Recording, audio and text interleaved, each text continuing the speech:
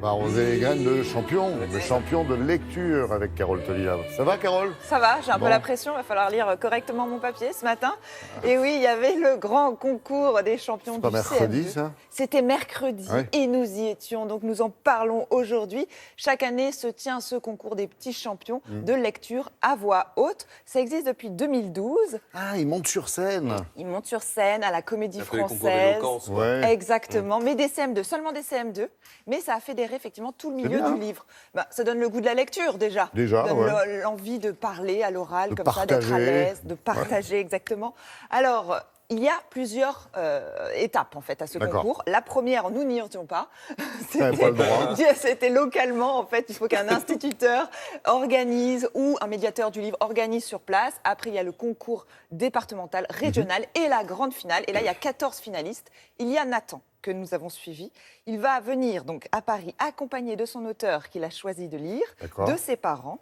Et donc c'est Olivier Lebras qui a suivi son stress et on va découvrir s'il a gagné cette grande finale. Je m'appelle Nathan Launay, j'ai 11 ans. J'ai été qualifiée pour la finale des petits champions de la lecture. Je me sens un peu stressée. Ah ouais, ça va être chouette. Et à la fois content d'être là, à la Comédie Française. Et dans 2 heures, je vais lire un texte qui s'appelle Le journal d'Henri.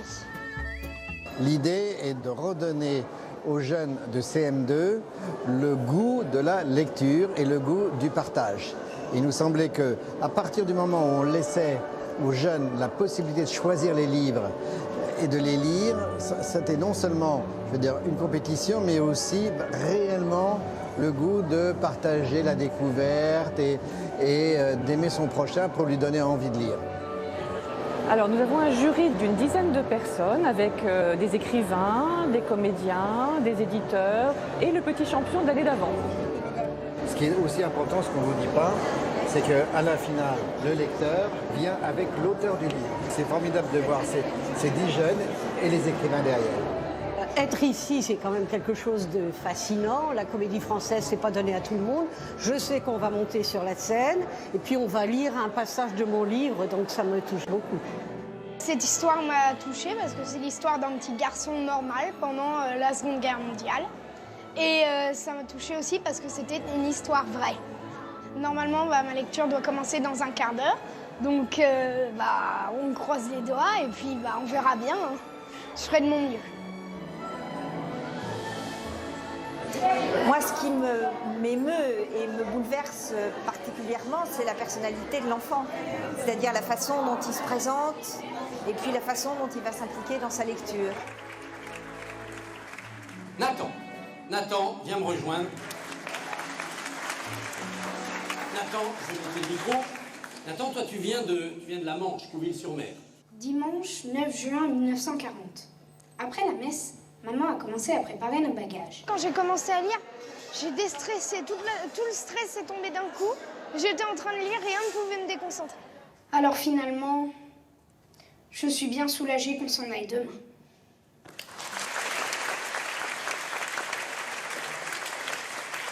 Jusqu'ici, on avait un peu la trouille.